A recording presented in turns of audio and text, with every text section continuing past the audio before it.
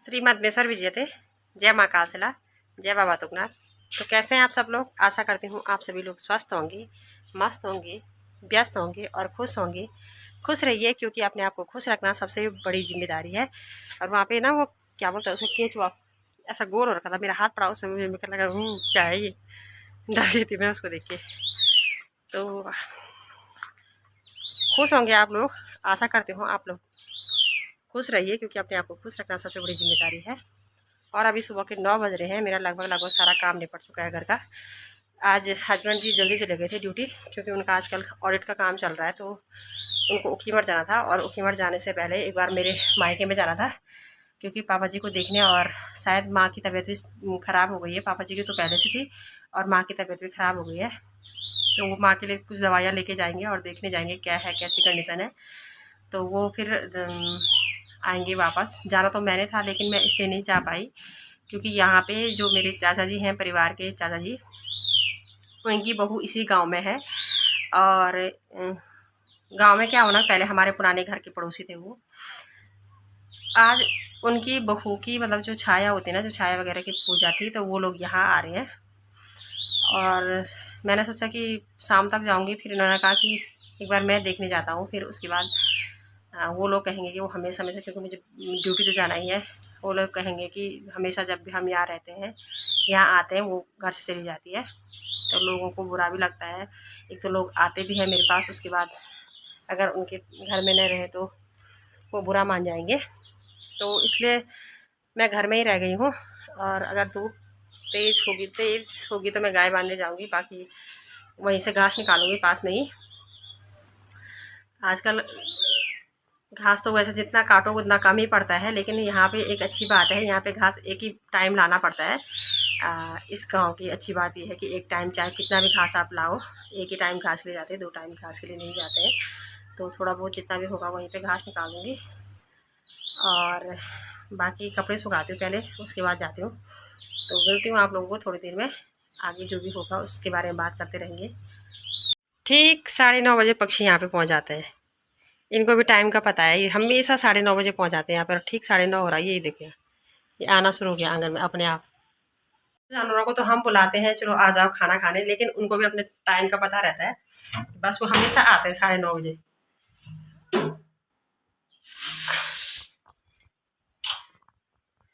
पर आने वाली बात है भाई, कैसे बैठे हुए। मैं डालूंगी नहीं आज नीचे, जब तक डाल ही देती यार, तरसा के क्या फ़ायदा। हमेशा 9:30 बजे आ जाते पक्षी यहाँ पे, चाहे मैं यहाँ पे खड़ी होते ही वो 9:30 बजते और वो वहाँ पे आना शुरू हो जाते। आज तो कम ही आ रखे, पता नहीं कहाँ गए। और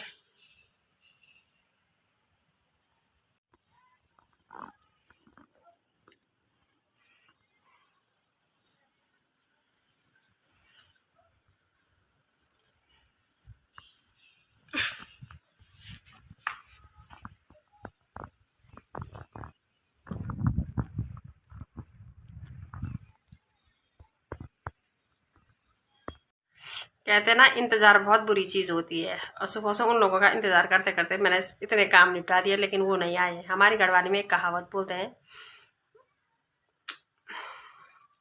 कि मेहमाना दो घरों को खोता है, मतलब 2 घरों को बर्बाद करता है।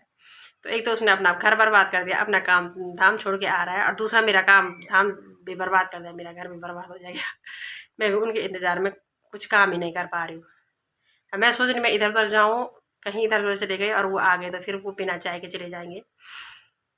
तो जब तक आते हैं तब तक घर का ये काम करती हूँ। मैंने दिन के लिए सब्जी काट ली है, वो हरा साग बनाएंगे आज, तो वो काट के रख दिया। ओह ये क्या है, छियासी, ये देखो ये 4 जनवरी। वीडियो बनाना भी तुम्हारे। ये देखो इन मेहमानों के चक्कर में मैं सुबह से कहीं नहीं गई। ये देखो ये है सुनील, ये नीरू, दीपक, ये मेरा भैजी है, और ये है ये सब और सब छोटे भाई है, ये चाचा जी है। इन्होंने इस हाल में नहीं रहना, इसीलिए मैं इस टाइम पे वीडियो दिखा रही हूँ, इनके शक्ल दिखा रही हूँ। अब ये पता नहीं किस शाम को पता नहीं किस हाल में रहते हैं। अब मेहमानों का इंतजार तो सुबह से हो रहा था, लेकिन मेहमान आए सिर्फ 2 सेकंड के लिए, आए और जूस पिया और भाग गए फिर से। अब शाम को आते हैं कि नहीं आते हैं, किस हाल में आते हैं, क्योंकि वो तो छाया की पूजा में गए हैं खाना खाने के लिए, और उनके इंतज़ार में कहीं गई भी नहीं। और तब से खाना तो बना दिया मैंने, और बाकी आप लोगों से तब बाद में बात करती हूँ। माँ को बीमारी में भी बच्चों का ये ध्यान रहता है, तो ये ककड़ी चाचा जी के पास माँ ने दी थी, जिसको हम आधा खा चुके हैं। अभी इतनी बारिश हो रही बहुत तेज़, और हमने खाना वाना खा लिया है। शिक्षा ट्यूशन चले गई है, क्योंकि शिक्षा का ट्यूशन अब 2 बजे से हो गया, 2 से 3। गौतम जाएगा 3 से 4, क्योंकि एक बार अब सारे छोटे बच्चों को बुलाया है, एक बार बड़े बच्चों को बुलाया है।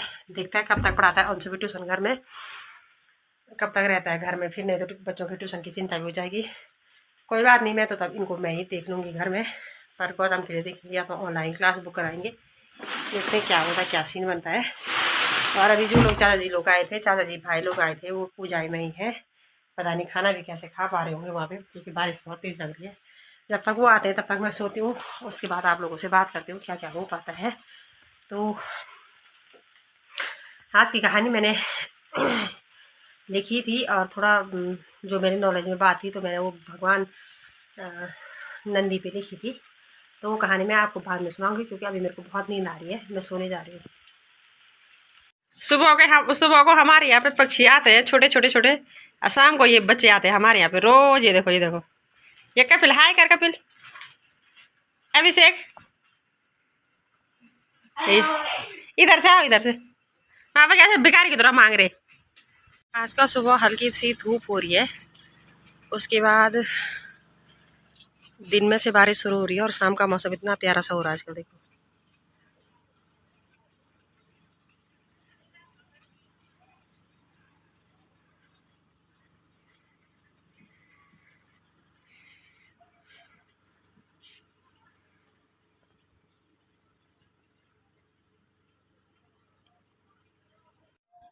अभी शाम का वक्त हो चला है, और आप लोगों से बात ही नहीं की थी, क्योंकि मैं ज़रूरत से ज़्यादा सो गई थी आज।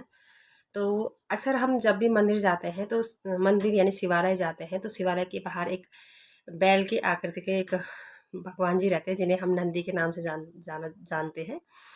तो ये नंदीश्वर कौन है, ज़रा आज इसके बारे में हम जानकारी प्राप्त कर लें कि कौन है नंदीश्वर। क्यों अक्सर हम तो ये सोच के पूजा कर देते हैं, चलो ये तो गण है, एक गणों का अध्यक्ष माना जाता है नंदी को। इसके अलावा ये गण इन्हें शिव जी ने गण क्यों माना। और जब भी हम बात करते हैं, मतलब अपनी शिव से अपनी मनोकामना की बात करते हैं, तो अक्सर हम जो नंदी जी हैं उनके बाएं कान में कुछ बोलते हैं।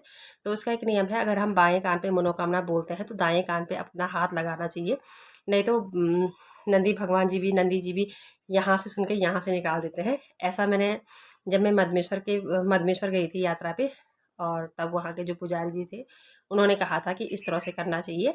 ये नहीं कि मतलब एक यहाँ से बोल रहे हैं और यहाँ से हाथ नहीं लगा रखा, लेकिन उन्होंने कहा एक तरफ से अगर बाएं कान में बोलना है तो दाएं कान पे हाथ लगाना है, और बोलने के लिए हमेशा बायां कान होना चाहिए, क्योंकि बायां कान हमारे हृदय के ज़्यादा नज़दीक होता है। तो वो बात अगर सीधे हृदय तक पहुंच जाती है नंदी जी के, और नंदी जी भगवान भोले से बोलते हैं। तो नंदी को कर्म, बुद्धि और ज्ञान का प्रतीक माना गया है। कर्म ही सबसे श्रेष्ठ है, कर्म मतलब हम जो काम करते हैं वही सबसे श्रेष्ठ है, कर्म ही जीवन का मूल मंत्र है, कहने का मतलब ये है। और ब्रह्मचारी मुनि थे, सिलाद, जिनका नाम सिलाद था, वो ब्रह्मचारी थे, और इन्होंने ब्रह्मचर्य का पालन कर रखा था। लेकिन इनकी जब ब्रह्मचारी थे तो इनकी संतान नहीं होती, लेकिन इनके पितरों का कहना ये था कि मतलब तुम्हें अपना वंश आगे बढ़ाना चाहिए। वंश आगे बढ़ाने के लिए इन्होंने पितरों के कहने पर शिव जी की तपस्या की, और शिव जी की तपस्या की कि उन्होंने कहा कि ऐसा कैसे हो सकता है कि जो मेरा ब्रह्मचर्य भी बना रहे और मुझे पुत्र की प्राप्ति भी हो जाए। तो शिव जी ने इनकी तपस्या से खुश होकर इनको एक पुत्र की प्राप्ति की है। उन्होंने कहा तुम्हें भूमि से पुत्र मिल जाएगा, तुम जब भी खेत जोतोगे, जो राजा दशरथ की कहानी थी वैसे सेम कहानी यहाँ भी होती है।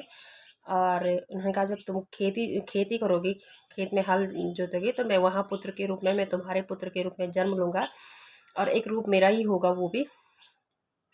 लेकिन ये पुत्र ऐसा होगा कि जो मृत्युहीन होगा, मतलब उसकी मृत्यु न कभी नहीं होगी। तो इस पुत्र के रूप में मैं आपके यहाँ जन्म लूँगा। तो होता ये है कि मुनि सिलाद खेती करते समय हल लगा रहे होते हैं, तो उन्हें भूमि पे एक बालक मिलता है जिसका नाम मुनि सिलाद नंदी रखते हैं। और नंदी भी भगवान शिव के, वो शिव का ही रूप था, लेकिन शिव की तपस्या में इतने लीन हो जाते हैं कि भगवान शिव ही उसको नंदीश्वर नाम देते हैं और उसको गणों का अध्यक्ष बनाते हैं। जो भी गण होते हैं उनके, जितने भी गण हैं उनका अध्यक्ष बनाते हैं। इसीलिए पूजा करते समय सबसे पहले एक बार नंदी की पूजा की जाती है, जो हम हमेशा शिवालय के दरवाजे पे रहते हैं। तो कैसी लगी आपको आज की कहानी, आज की वीडियो? आई होप आपको वीडियो पसंद आई होगी। पसंद आए तो लाइक कीजिए, शेयर कीजिए, मेरे चैनल को सब्सक्राइब कीजिए। मिलती हूँ मैं एक नई और कहानी के साथ। और मैंने अभी कुछ देर पहले पापा जी को फ़ोन किया था। अभी थोड़ा मम्मी का बुखार थोड़ा ठीक हो गया है। पापा जी की तबीयत वैसी की वैसी है, तो देखते हैं कल तक क्या होता है। मौसम का कुछ भरोसा नहीं है। तब तक के लिए टेक केयर, बने रहे मेरे साथ, मैं लगातार अपडेट आपको देती रहूँगी।